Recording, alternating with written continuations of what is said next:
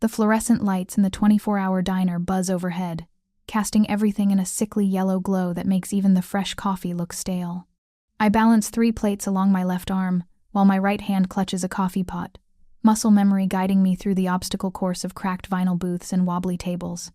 2 in the morning on a Thursday, and Bernie's diner is doing its usual business, which means a handful of insomniacs, 2 truck drivers, and the kind of people who have nowhere else to be.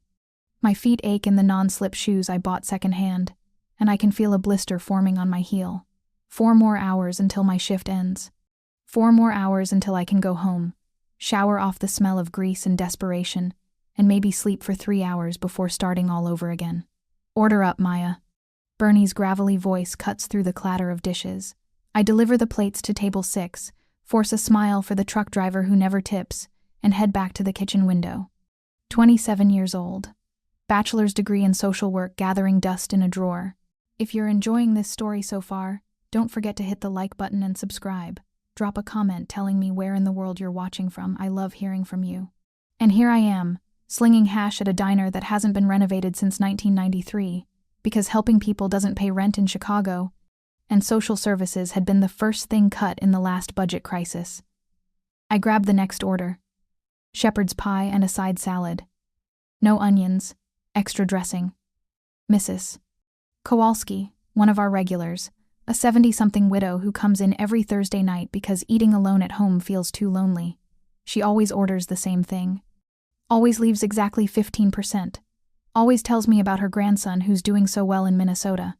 Here you go, Mrs. K, I say, setting down her plate with care that has nothing to do with the job, and everything to do with the fact that she reminds me of my own grandmother before the cancer took her. You're a good girl, Maya. Mrs. Kowalski pats my hand with papery fingers. Too good for this place. I want to tell her that good doesn't pay bills, that my student loan payment is 2 weeks overdue and my landlord has started leaving increasingly less friendly notes on my door, that I've been rationing groceries and haven't bought new clothes in over a year. Instead, I smile and refill her water glass. The bell above the door chimes, and I glance up out of habit. 3 men walk in, and the temperature in the diner seems to drop 10 degrees. They wear expensive suits that look out of place among the peeling laminate and worn linoleum. The kind of suits that cost more than I make in 6 months. But it isn't the clothes that make my instincts scream warning. It's the way they move, with predatory awareness, scanning exits and angles before they even fully enter. The way conversations die at nearby tables. The way Bernie's hand stills on the spatula as he watches them through the kitchen window. The man in the center commands attention without saying a word. Tall, well over 6 feet, with dark hair swept back from a face that's all sharp angles and Mediterranean features. His eyes, nearly black in the dim lighting, sweep across the diner with calculating precision. He can't be much older than 35, but he carries himself with the confidence of someone who's never been told no in his life. A heavy gold ring glints on his right hand, engraved with what looks like a family crest. They choose a booth near the back, and I feel every instinct I possess scream at me to send Linda, the other waitress on shift, to take their order. But Linda is in the back on her break, and Bernie catches my eye with a look that says, we can't afford to piss off customers, no matter who they are. I grab menus and approach their table, my heartbeat too loud in my ears. Up close, the danger is even more palpable. The 2 men flanking the one in the center have the unmistakable bulge of weapons beneath their jackets. The main one, the one in the center, studies me with dark eyes that miss nothing. Welcome to Bernie's, I say, proud that my voice stays steady. Can I start you with coffee? Cafe, Nero. His voice is low, controlled, with an Italian accent that turns the simple words into music. Coffee, black. Not quite a request, not quite a command. Something in between that makes it clear he expects compliance. I pour 3 cups, hyper-aware of his gaze following my movements. My hands don't shake, but it's close. When I set down the last cup, his fingers brush mine deliberately, and I jerk back as if burned. Food? I manage, pen poised over my order pad. Non-ho fame, he says, still watching me with that unnerving intensity. Then, switching to English, not hungry, just the coffee. His companions say nothing, haven't taken their eyes off the diner's interior since sitting down. Guards, enforcers. Whatever they call themselves, I recognize the type. I grew up on the South Side, where power came from fear and respect was earned through violence. Let me know if you need anything else, I say, already turning away. His hand shoots out and catches my wrist. The touch is firm, not painful, but absolutely inescapable. His fingers circle my wrist completely, warm against my skin, and every nerve ending in my body fires warning signals. I freeze, my breath catching in my throat. The diner, already quiet, goes completely silent. I can feel every eye in the place on us. "What's your name?" he asks, his thumb pressing against my pulse point. Can he feel it hammering? Can he sense the fear that turns my blood to ice? Maya. The word comes out steadier than I feel. Maya Torres. Maya Torres, he repeats, as if testing how it sounds. His accent makes my name sound exotic, different. You've been working here long? Every instinct screams at me to be polite, to play along, to not antagonize the kind of man who has armed guards drinking coffee at 2 a.m. But something else rises up in me, something that has been building through months of struggling, of being overlooked and underestimated, of swallowing anger and fear and frustration until I feel like I'm drowning in it. Let go of my wrist, I say quietly. His eyebrows rise slightly, surprise flickering across features that are almost too perfectly arranged. Scusa? You heard me. My voice gains strength. Let go. Now. One of his guards shifts forward, but the man in the center raises his other hand slightly, halting the movement without looking away from me. His grip on my wrist hasn't loosened. If anything, his thumb presses slightly harder against my pulse. You don't know who I am, he says, and it isn't a question. It's a statement of fact, tinged with something that might be amusement or might be threat. I don't care who you are, I reply, and even as I say it, part of me screams that I'm making a terrible mistake. You're holding my wrist without permission. That's assault. So let go. His eyes darken. Something dangerous, flashing in their depths. The air around our table seems to thicken, pressing down with the weight of potential violence. Bernie has gone pale behind the counter. Mrs. Kowalski has her hand over her mouth. The truck drivers are carefully not looking in our direction, which somehow makes it worse. Assault, he repeats, his voice dropping to something soft and deadly. That's an interesting word choice. It's accurate. My heart hammers so hard I think it might burst through my ribs, but I hold his gaze. Now let go, or I'll scream loud enough that even your friends won't be able to explain away whatever happens next. For a moment, nothing moves. Time crystallizes around us, balanced on a knife's edge. Then his mouth curves into something that isn't quite a smile, more a baring of teeth. Scream, he says. I'm curious what you think that would accomplish. It happens faster than thought. My free hand comes up and connects with his face with a crack that echoes through the silent diner.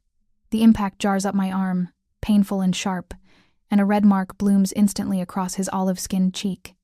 He releases my wrist. The silence that follows feels like the pause before an execution. His guards are on their feet in an instant, hands reaching inside their jackets. The other customers press themselves back into booths, and Bernie makes a small sound of distress from behind the counter. I stand frozen, my palms stinging, watching the man I've just struck raise a hand again to stop his guards from drawing their weapons. Slowly, deliberately, he touches his cheek where my handprint stands out starkly against his skin. Then he looks at me, and something in his expression makes my blood run cold. Not anger, not rage, but fascination, dark and consuming, like I'm a puzzle he's just discovered and is determined to solve. What's your full name? He asks, his voice eerily calm. I already told you. No. He stands, and the height difference between us feels like a threat all its own. I mean everything. Where you live. Where you work besides this diner. Everything. None of your business. My legs tremble, adrenaline making my whole body shake, but I refuse to step back. He reaches into his jacket, and my heart stops. But instead of a weapon, he pulls out a business card, holding it between 2 fingers. The cardstock is expensive, cream-colored with embossed text. A family crest at the top, and below it, just a phone number. That's where you're wrong, he says. You just made it my business. He sets the card on the table between us. You have 24 hours to call that number. If you don't, I'll find you anyway, but it will be much less pleasant. I'm not calling you. His smile widens, and it's the most terrifying thing I've ever seen. Beautiful and deadly, like a blade catching light. Yes, you will.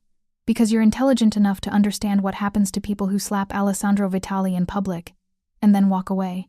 The name hits me like a physical blow. Alessandro Vitali.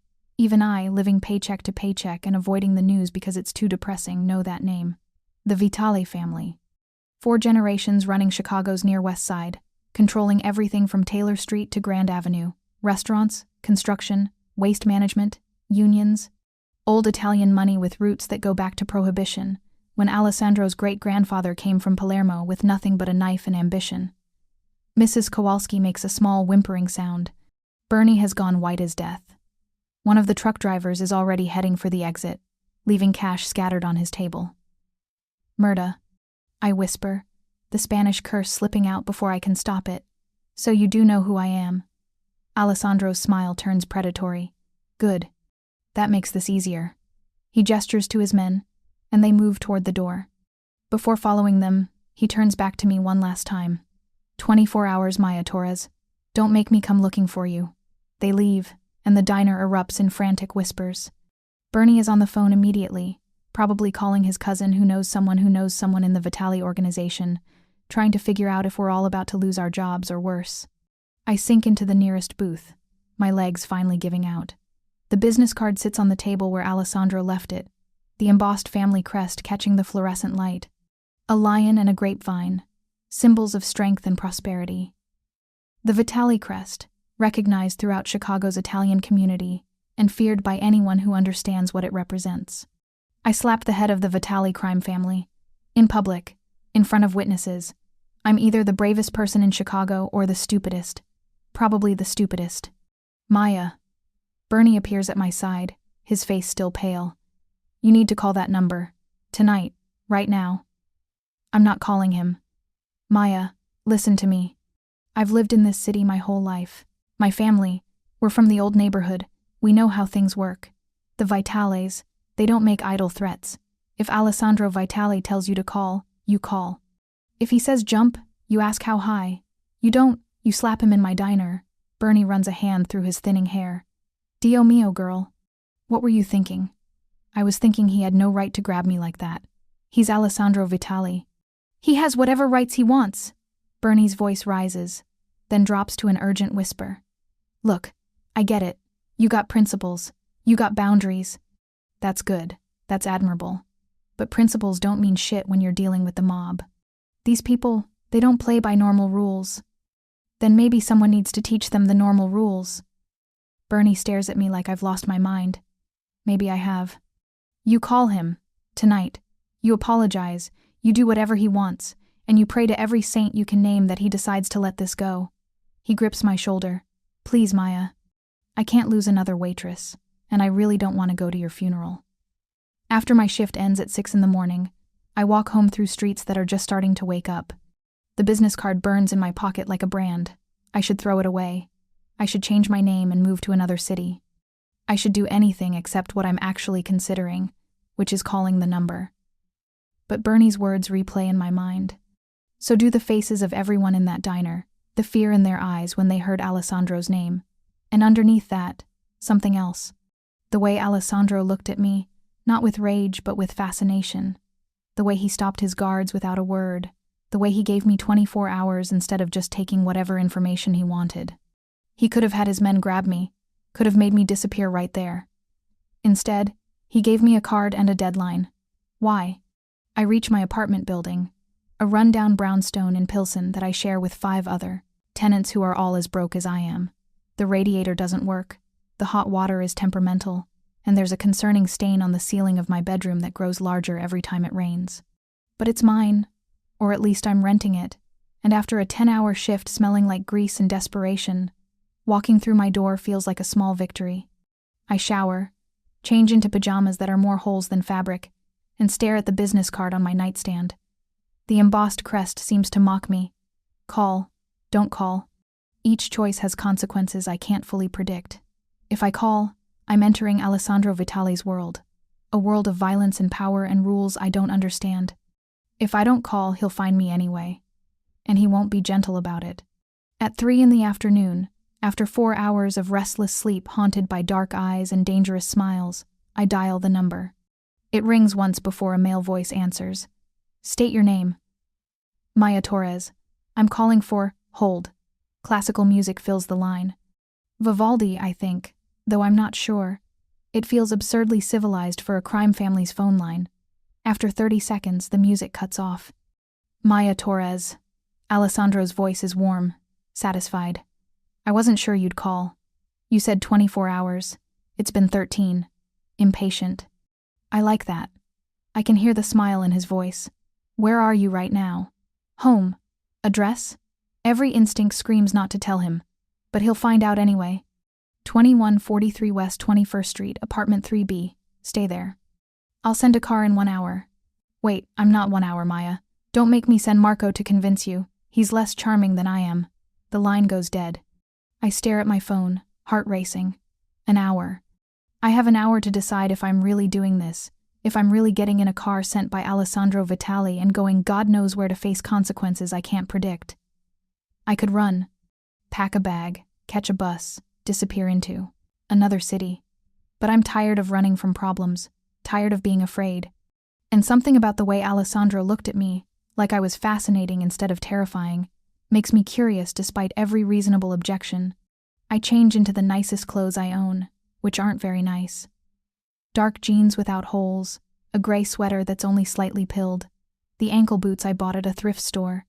I brush my dark hair until it shines and put on minimal makeup, because showing up looking like I'm trying too hard seems worse than showing up looking like myself. Exactly 1 hour after the phone call, a black Mercedes sedan pulls up outside my building, the same type of car that was parked outside Bernie's, which means Alessandro Vitali has a fleet of them. The driver stays in the car, but the passenger door opens, and a man who wasn't at the diner steps out. He's massive, built like a linebacker, with a scar running from his left eyebrow to his jaw. He wears a suit that strains across his shoulders and an expression that suggests he's seen things that would give most people nightmares.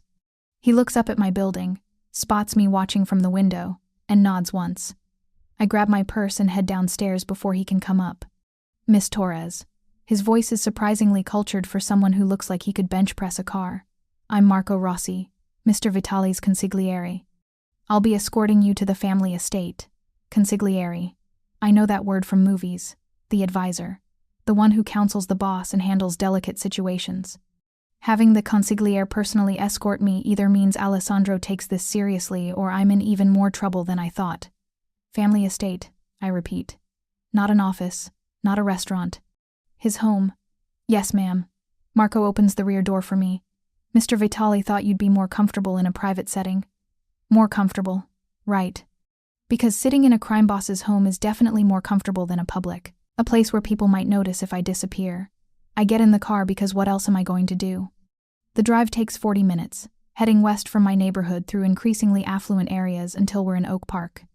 The houses here are massive, historic, the kind that have names instead of just addresses. We pull up to a 3-story Victorian mansion behind a wrought iron gate that opens automatically. The house is beautiful in a way that makes my apartment look even more pathetic than it already is. Cream-colored stone, black shutters, a wraparound porch with actual furniture that probably costs more than I make in a year. Gardens that are meticulously maintained, even though it's only early spring. A fountain in the circular driveway. Marco helps me out of the car. Mr. Vitali is in his study. I'll show you the way. Inside, the house is even more impressive. Hardwood floors that gleam, oriental rugs that are probably antiques, art on the walls that might be originals. Everything speaks of old money, of family legacy, of a world so far removed from mine that we might as well be on different planets. Marco leads me through hallways lined with family photos. I catch glimpses of Alessandro at various ages, always surrounded by people who share his dark eyes and sharp features. An older woman who must be his mother, her hand on young Alessandro's shoulder, pride evident in her smile. A pretty girl around my age, laughing at something off camera. An older man in what looks like a military uniform from decades ago. 4 generations, I remember. This house probably holds the history of the entire Vitali family, from that first immigrant who came with nothing to the current generation that controls a significant portion of Chicago's underworld. Marco stops in front of a door at the end of a hallway and knocks twice. Entra! Alessandro's voice calls from inside. Come in. Marco opens the door, gestures for me to enter, then closes it behind me, leaving. Leave me alone with Alessandro Vitali in a room that smells like leather and old books and expensive whiskey. Alessandro sits behind a massive mahogany desk, but he stands when I enter, showing manners that seem at odds with someone who had me grabbed off the street last night. He's dressed more casually than before, dark jeans and a white button-down with the sleeves rolled up, revealing forearms that are corded with muscle. The gold signet ring is still on his finger, and I can see the family crest clearly now. A lion holding a cluster of grapes. Maya. He says my name like it tastes good. Thank you for coming. Did I have a choice? There's always a choice. You could have run, hidden, tried to disappear. He moves around the desk, leaning against it. But you didn't. You called, and then you showed up. That says something about you. It says I'm either brave or stupid. It says you're someone who faces consequences instead of running from them. That's rare. His eyes travel over me, not lecherously but assessing. You're afraid right now. I can see it in the way you're standing, the way you won't quite meet my eyes. But you're here anyway. You said if I didn't call, you'd find me and it would be less pleasant. That's not exactly an invitation I could refuse. True. He gestures to a leather armchair. Sit, please. We need to talk about what happened last night. I sit, mostly because my legs are shaking. Alessandro moves to a sideboard and pours 2 glasses of amber liquid from a crystal decanter. He hands me one, and the glass is heavy, expensive. The whiskey smells like smoke and honey. I don't drink during the day, I say. Make an exception. You're going to need it. He settles into the chair across from me, close enough that I can see the faint mark on his cheek where I slapped him. Do you understand what you did last night? I defended my boundaries against a man who was violating them. You slapped the head of the Vitali crime family, in front of witnesses, in a public place, in my own territory. His voice is calm, but there's steel underneath. In my world, that's a challenge. A sign of disrespect that can't go unanswered without making me look weak. And weakness in my position gets people killed. My mouth goes dry. So what happens now? You kill me to save face? If I wanted you dead, you'd already be dead. Marco is very efficient. Alessandro takes a sip of his whiskey. No, I have something else in mind. But first, I need to understand why you did it. You're clearly not stupid. You work in a neighborhood where you see people like me all the time. You know what we do, how we operate. So why risk your life over a grabbed wrist? The question surprises me. I expected threats, violence, maybe a lecture about knowing my place. I didn't expect genuine curiosity. Because I'm tired, I hear myself say. Tired of men thinking they can touch me without permission. Tired of being treated like I'm less important because I'm poor or female, or not part of whatever power structure runs things. Tired of being invisible until someone wants something from me. I meet his eyes. You grabbed me like I was property, like my consent didn't matter. So I reminded you that it does. Alessandro is quiet for a long moment, studying me with those dark eyes that miss nothing. You reminded me I'm a man, not a god. That I can be checked. He leans forward. Do you know how long it's been since someone treated me like a person instead of a position? That's not my problem. No. But it could be your opportunity. He sets down his glass. I have a proposal for you, Maya Torres. I'm not sleeping with you. His laugh is genuine, surprised. Dio, you're refreshing. No, that's not what I'm proposing. Though if you ever change your mind about that, I'd be very interested. His expression turns serious. I need someone who can see me clearly. Someone who isn't afraid to tell me when I'm overstepping, who won't. Just nod and agree because I'm Alessandro Vitali. You've proven you have the backbone for it. I want to hire you. As what? Your professional wrist-grabbing monitor? As my employee relations coordinator. He stands, moving to his desk and pulling out a folder. The Vitali family operates numerous legitimate businesses. Restaurants, construction, waste management, real estate. Our legitimate operations employ over 500 people across Chicago. And we have a problem. What kind of problem? Turnover. Low morale. Workers who don't trust management because they know the Vitali name and assume we're all monsters. He hands me the folder. You have a degree in social work. You understand people, understand how to build trust and rapport. I want you to visit our businesses, talk to our employees, figure out what we're doing wrong and how to fix it. I stare at the folder, then at him. You're offering me a job. Because I slapped you. I'm offering you a job because you showed me you have integrity and courage. Those are rare qualities, especially in my world. Alessandro's voice is earnest. Look, I know this is insane. I know you have every reason to tell me to go to hell and walk out. But Maya, I'm serious. I need someone like you. Someone who won't be corrupted by money or intimidated by power. Someone who will tell me the truth even when it's uncomfortable. Why would I work for you? You're a criminal. I'm a businessman with a complicated legacy. Yes, my family has done things that aren't legal. We're working in gray areas that most people don't like to acknowledge exist. But our legitimate businesses, they're completely clean. They employ people who need jobs, people like you who are struggling to make ends meet. And I want to make those businesses better. I want our employees to be happy, to be loyal, to want to work for us instead of feeling trapped. He sits on the edge of his desk, and the intensity in his eyes is almost painful to look at. I'll pay you $80,000 a year. Health insurance, dental, vision, company car. You'll report directly to me, which means you'll have the authority to make real changes. And I promise you, on my family's name, that you'll never be asked to do anything illegal. Your job will be strictly about employee welfare and improving working conditions. $80,000 a year. That's more than I made in the last 2 years combined. That's my student loans paid off. That's being able to afford my mother's medical bills when she inevitably needs them. That's not having to ration groceries or wear shoes with holes. This has to be a trap, I say. There's no way you're offering me a legitimate, well-paying job because I slapped you. It's not a trap. It's an opportunity. For both of us. Alessandro holds my gaze. I need someone like you. Someone who sees past the legend to the reality. And you need a break. A chance to use your degree, to make actual money, to stop drowning. He pauses. 24 hours. That's how long you have to decide. Call me with your answer. You like giving 24-hour deadlines. I like giving people time to make informed choices. He stands, offering his hand. Whatever you decide, thank you for coming today, for being brave enough to face me instead of running. I shake his hand, and his grip is warm, firm, respectful. Nothing like the predatory hold on my wrist last night. This is a businessman closing a deal, not a criminal making a threat. Marco drives me home, and I spend the rest of the day and night staring at the folder Alessandro gave me. It contains detailed information about the Vitali family's legitimate businesses. Restaurant chain called La Familia, 15 locations across Chicago. Vitali Construction, responsible for major projects throughout the city. Lakeside Waste Management, servicing businesses and residential areas. Vitali Property Group, managing apartment buildings and commercial real estate. The financial information is all there, transparent and detailed. These businesses are successful, profitable, and completely legal.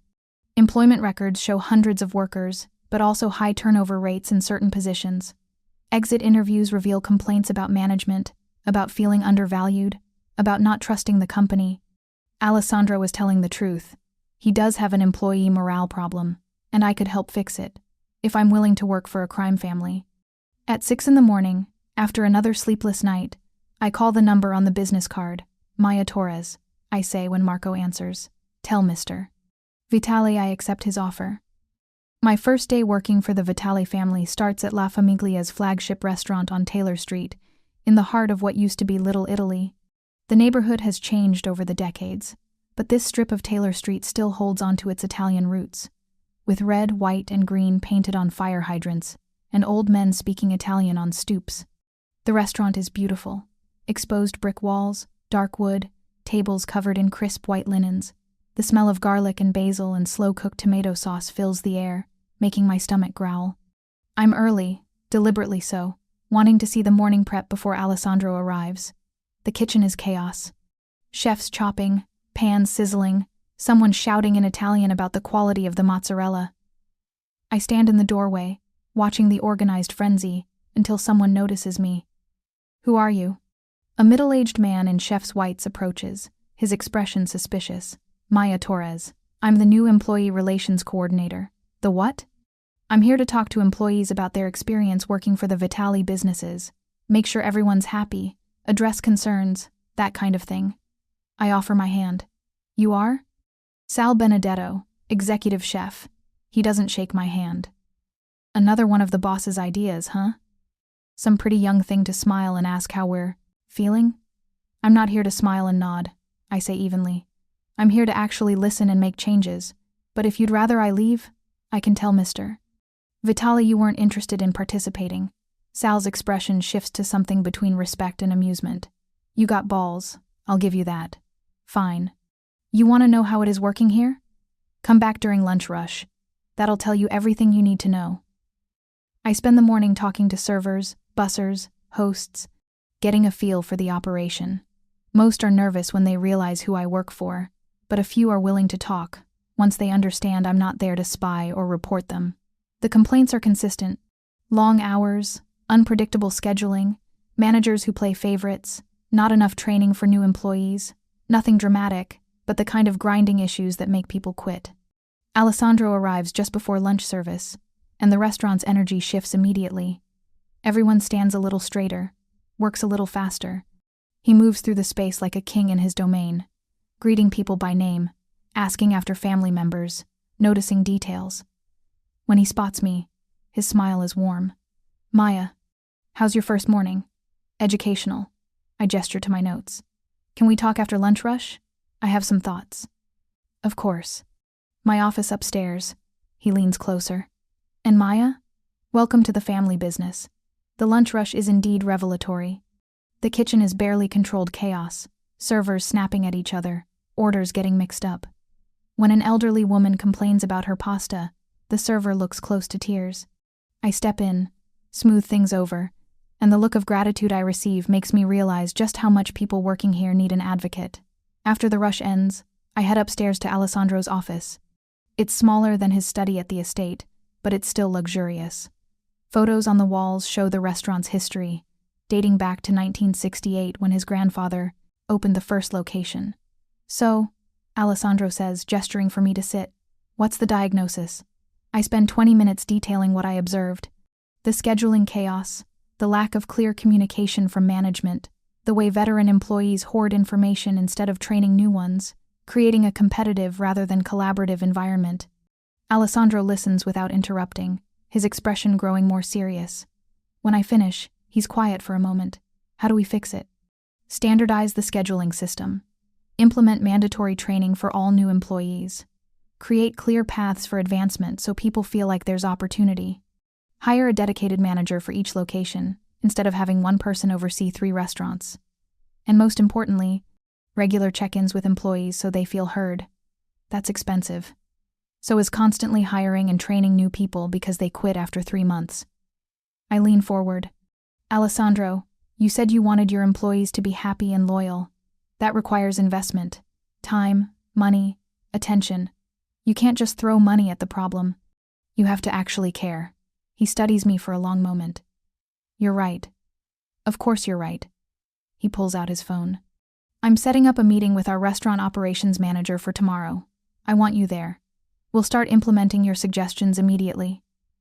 Just like that? I hired you to solve problems.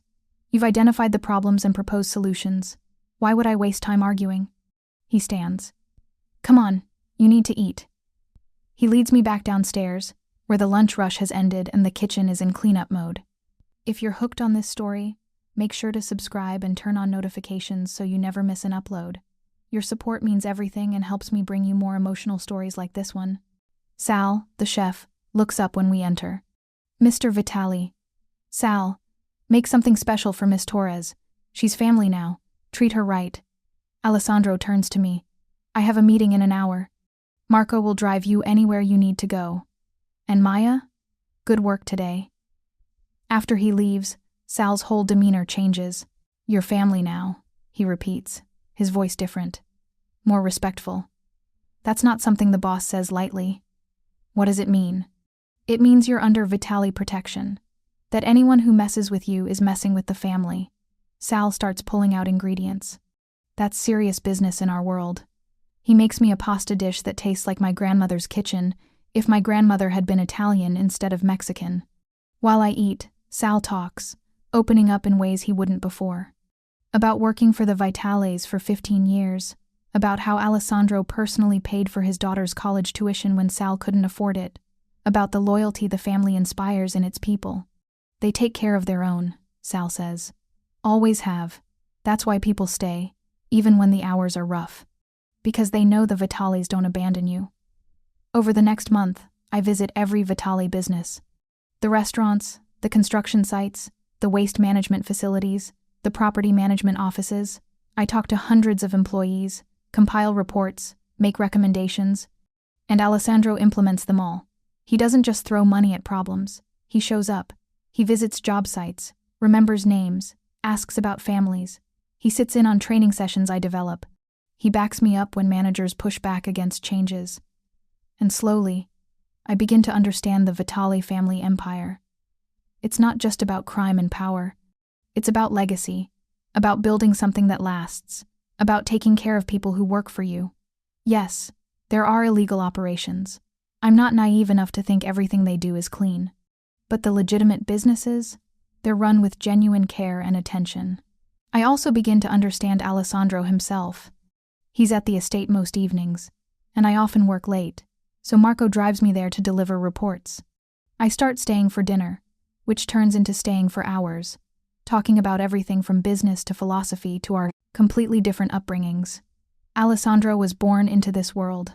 Legacy and expectations wrapped around him from birth. His father died when Alessandro was 25, leaving him to run the family business before he was ready. He's been doing it for 10 years now, balancing legitimate operations with the illegal ones he inherited, trying to move the family toward respectability without abandoning the obligations his grandfather made.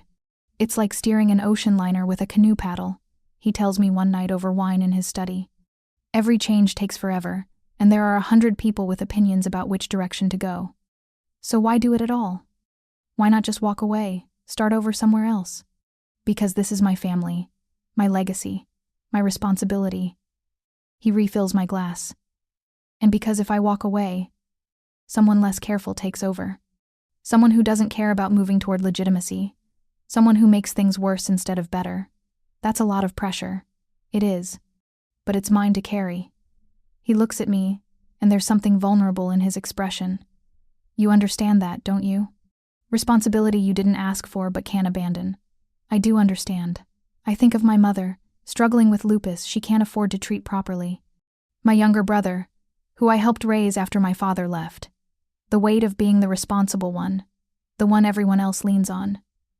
Yeah, I say softly. I understand. It's in these quiet moments that I start to see Alessandro as a man, not just a crime boss. He reads poetry in Italian. He plays piano, beautiful classical pieces that fill the house with music.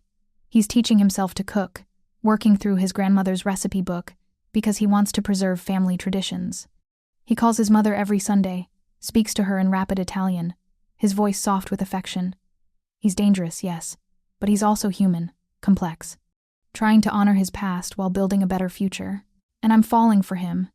It happens gradually, then all at once. The way he looks at me when I'm explaining a new employee program.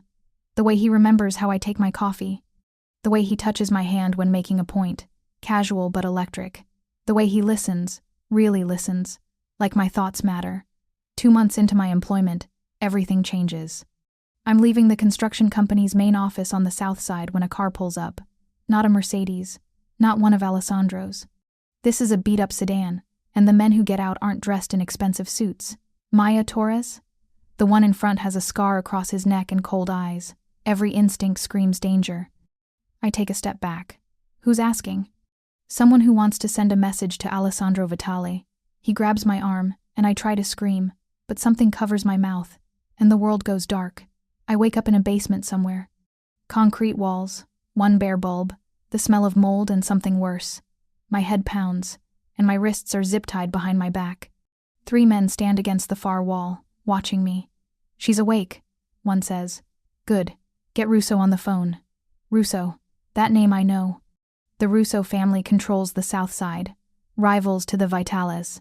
Territory disputes. Business conflicts. Old grudges that go back generations. A phone rings on speaker. You got her? A gravelly voice asks. Yeah, boss. Vitali's girl. Good. Send him proof of life and our demands. He backs off our territory, stops undercutting our waste management contracts, and gives us 3 points on the restaurant profits. He does that. He gets his girl back. He refuses. We send her back in pieces. My blood turns to ice. This isn't just a message.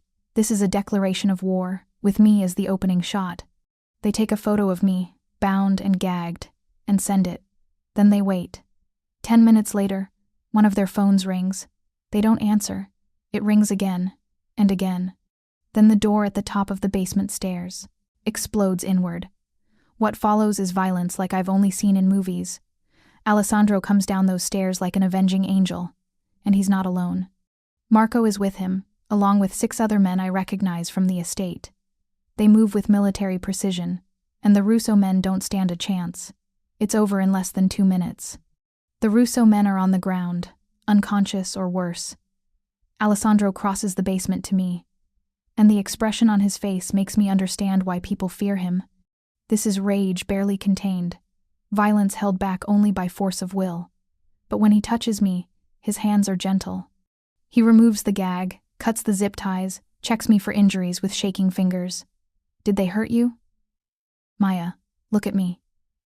Did they hurt you? No, I'm okay. How did you find me? I put a tracker in your phone and your purse, both of them, just in case. His arms come around me, and I realize he's trembling. Dio, when I saw that photo, when I realized they took you. I'm okay, I repeat, but my voice breaks. The adrenaline is wearing off, leaving me shaking and scared, and so grateful to see him that I start crying.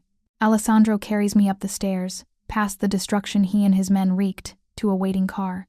Marco drives while Alessandro holds me in the back seat, murmuring in Italian, words I don't understand but that sound like prayers or promises or both. We don't go to my apartment. We go to the estate, where a doctor is waiting to check me over. I'm bruised, dehydrated, but otherwise unharmed. After the doctor leaves, Alessandro leads me upstairs to a bedroom. You're staying here tonight. Tomorrow, we'll figure out next steps. But tonight, you're safe. I promise. He turns to leave, but I grab his hand. What happens to the Russo men? His expression darkens. They'll be dealt with. They touched what's mine.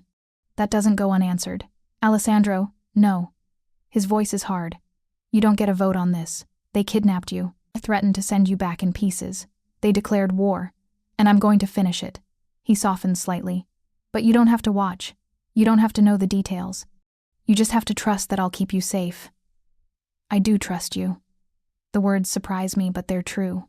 I'm terrified of what you do, of the world you live in, but I trust you. You came for me.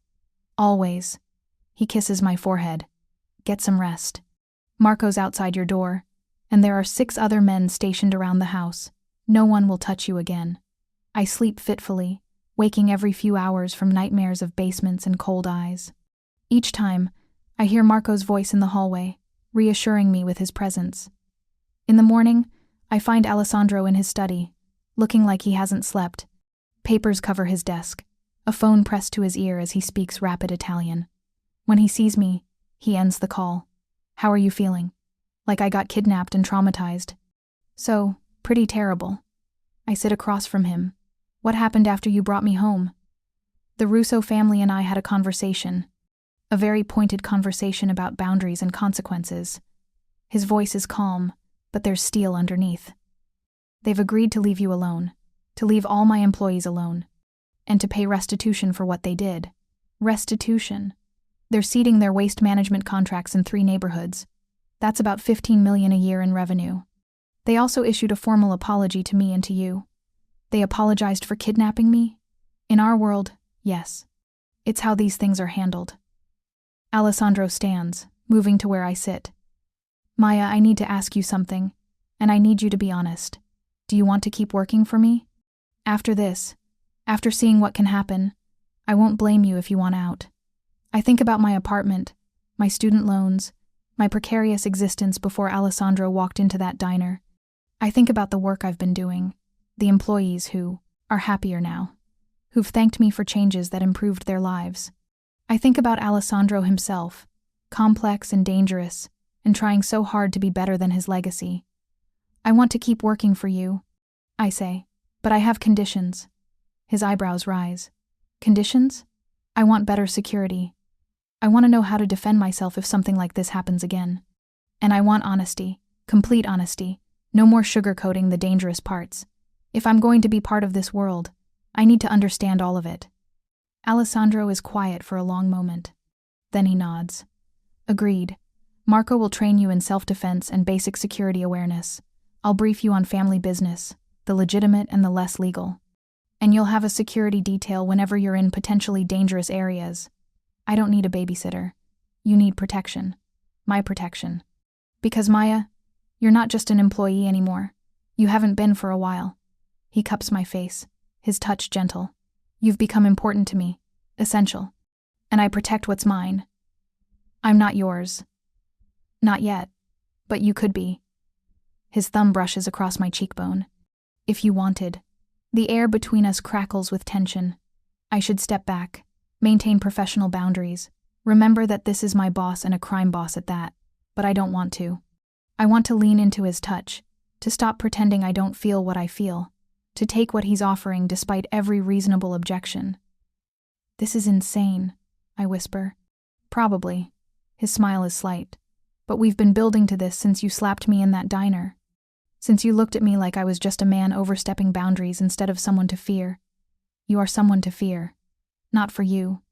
Never for you. He leans closer, and I can feel his breath on my lips. Tell me to stop. Tell me this is a terrible idea and you want to keep things professional. Tell me, and I'll step back. But if you don't, I don't tell him to. Stop. I kiss him instead, closing the distance between us, making a choice that will change everything. His arms come around me immediately, and the kiss deepens into something hungry and desperate and perfect. When we break apart, we're both breathing hard. Alessandro rests his forehead against mine. Stay with me, not just tonight. Stay here, in this house, where I know you're safe.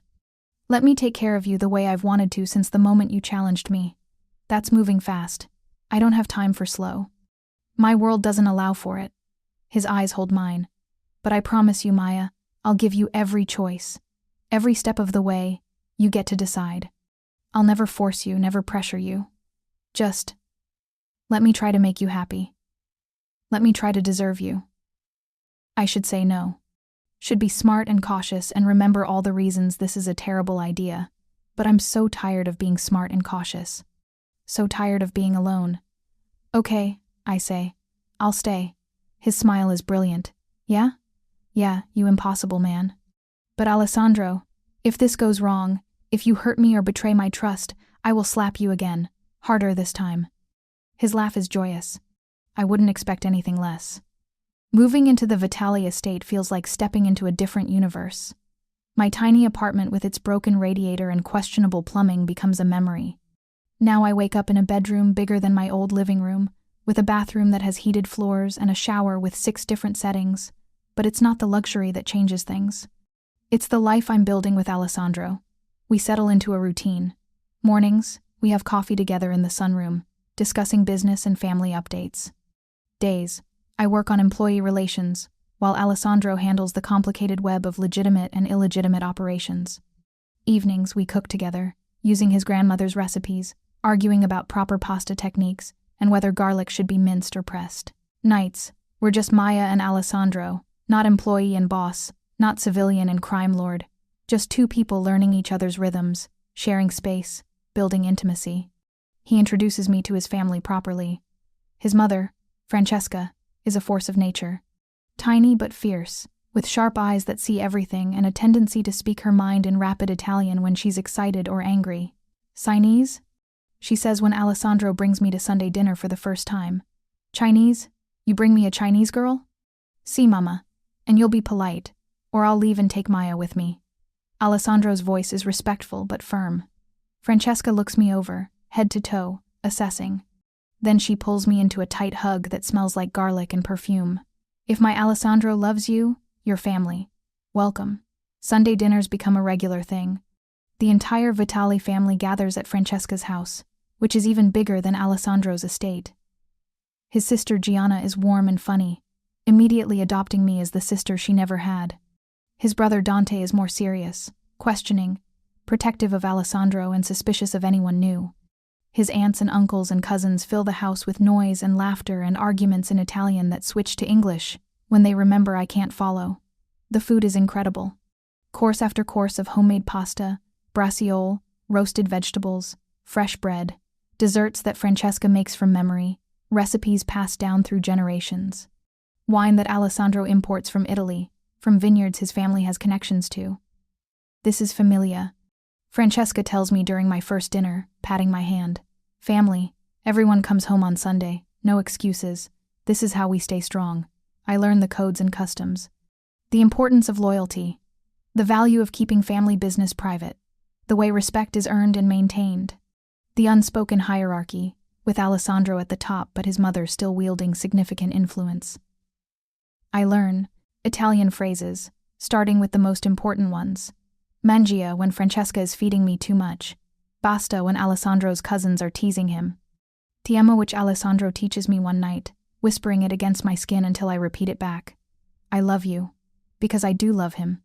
Against all logic and reason, I've fallen completely for Alessandro Vitali, for the man who reads poetry and plays piano, for the boss who shows up to construction sites to check on his workers, for the son who calls his mother every day, for the person who looks at me like I'm the most important thing in his world. 3 months after moving in, I'm in his study working on a new training program when Marco appears at the door. Boss, we've got a situation. Alessandro's expression shifts immediately from relaxed to alert. What kind of situation? The Russo family. They're pushing back on the neighborhood agreements.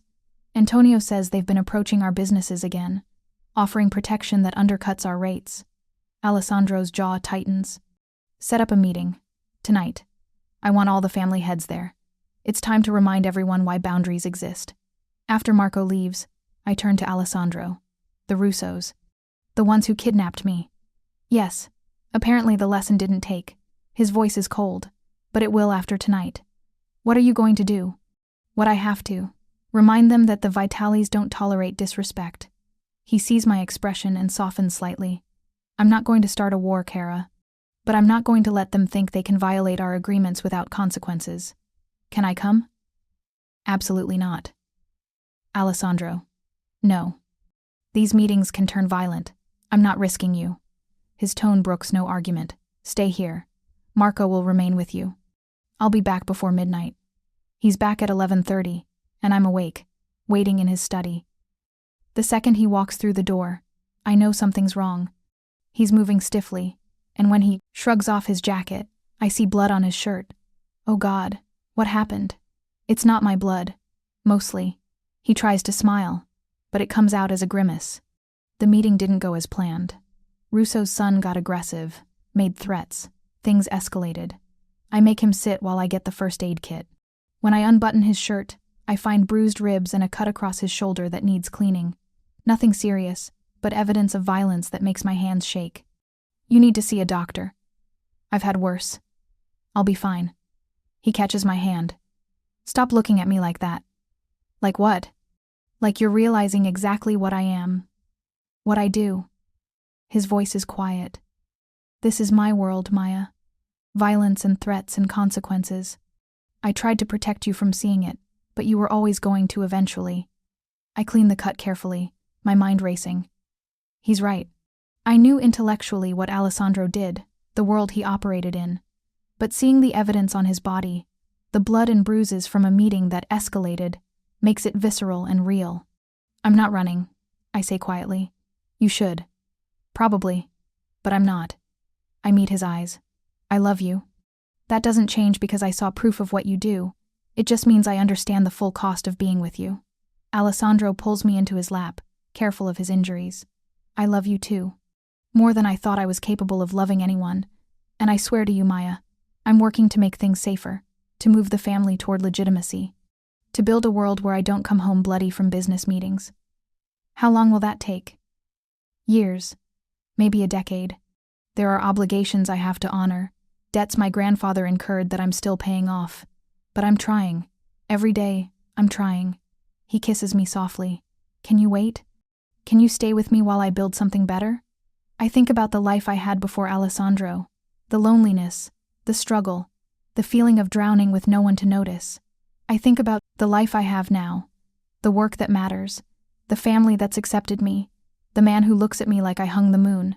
Yes, I say. I can wait. I'll wait as long as it takes. 6 months later, I'm at La Famiglia's flagship restaurant, meeting with Sal about a new mentorship program for junior chefs, when Alessandro calls. Kara, can you come to the estate? There's something I need to ask you. Is everything okay? Everything's perfect. Just come home. I find him in the garden, which is in full bloom now that it's summer. He set up a table with candles and wine and what looks like a picnic dinner. As I approach, he stands, and I notice he's nervous.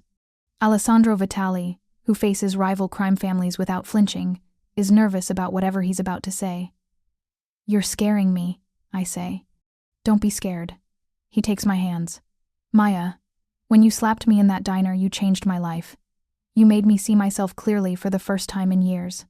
You've made me want to be better, to build something worthy of you. You've given me a reason to work toward legitimacy, toward a future where I'm not just a crime boss but a man you can be proud of. He drops to one knee, and my heart stops. I know my world is dangerous. I know I come with complications and risks, but I also know that I love you with everything I am. And I know that I want to spend the rest of my life trying to deserve you. He pulls out a ring box, opening it to reveal a simple platinum band with a single diamond. Elegant, understated, perfect. Maya Torres, will you marry me? I should think about it. Should consider all the implications of marrying into a crime family. Should weigh the dangers and complications against the love and security. But I've never been good at being cautious where Alessandro is concerned.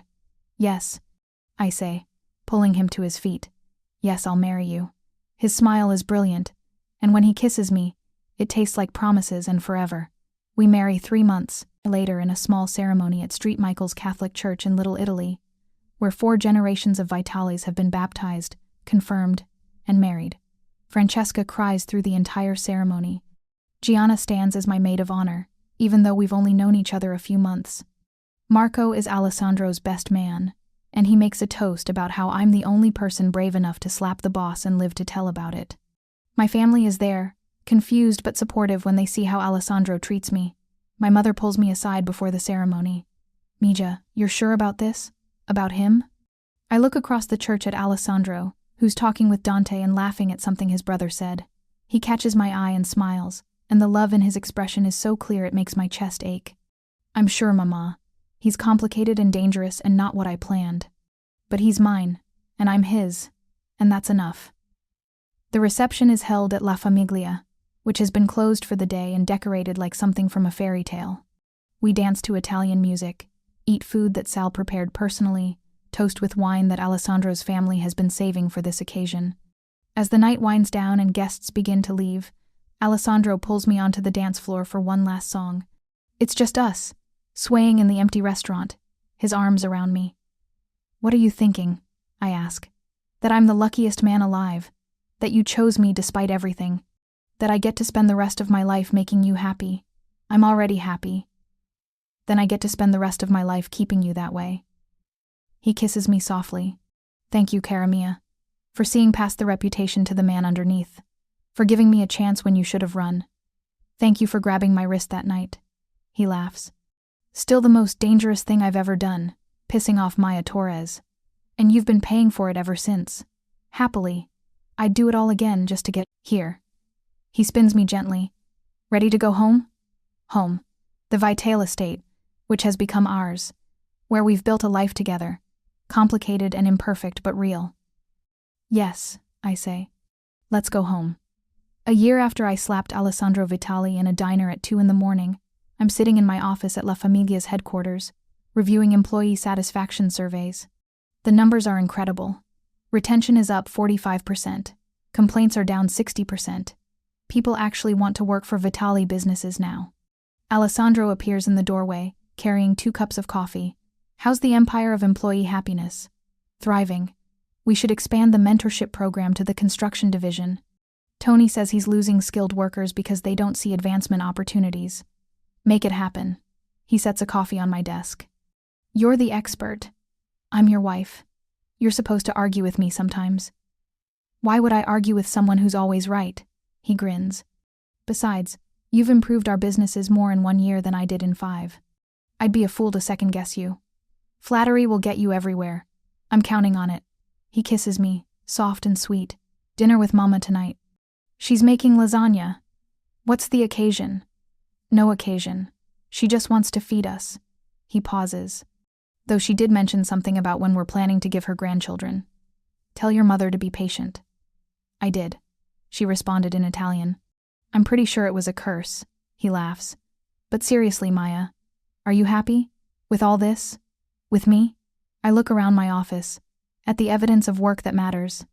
I think about the life we've built, the family that's embraced me, the man who wakes up beside me every morning. It's not perfect. There are still dangers, still complications from Alessandro's world, but it's real and honest and full of love. Impossibly happy, I say. Against all logic and reason, impossibly happy. Good, he pulls me to my feet, into his arms. Because I plan to spend the rest of my life keeping you that way. And somehow, improbably, I believe him.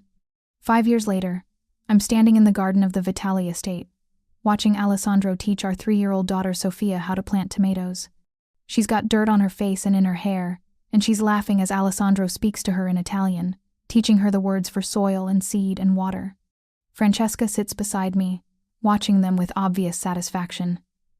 He's a good father. He is. You're good for him, made him softer, happier. She pats my hand. I'm glad you slapped him that night. I laugh. You know about that? Of course I know. Everyone knows. It's family legend now. The woman brave enough to put Alessandro Vitali in his place. She smiles. Best thing that ever happened to him. I watch my husband and daughter, my strange and complicated family, the life I never planned but couldn't imagine leaving. Sofia shrieks with laughter as Alessandro pretends to be scared of a worm. He's still a crime boss, still operates in gray areas, still has enemies and dangers I don't fully understand. But he's also a man who reads bedtime stories in Italian, who makes sure I'm happy, who spent 5 years slowly moving the family toward legitimacy. Next year, the waste management business will be sold. The construction company is already completely clean. The restaurants have always been legitimate. It's happening slowly, but it's happening. The Vitali family is changing, becoming something new, and I get to be part of that transformation. Alessandro looks up, catches my eye, and smiles. That smile that's just for me, full of love and promise and shared history. I smile back, my hand resting on my slightly rounded stomach, where our second child is growing. This is my life now. Complicated and dangerous and beautiful and real. And I wouldn't change a single thing.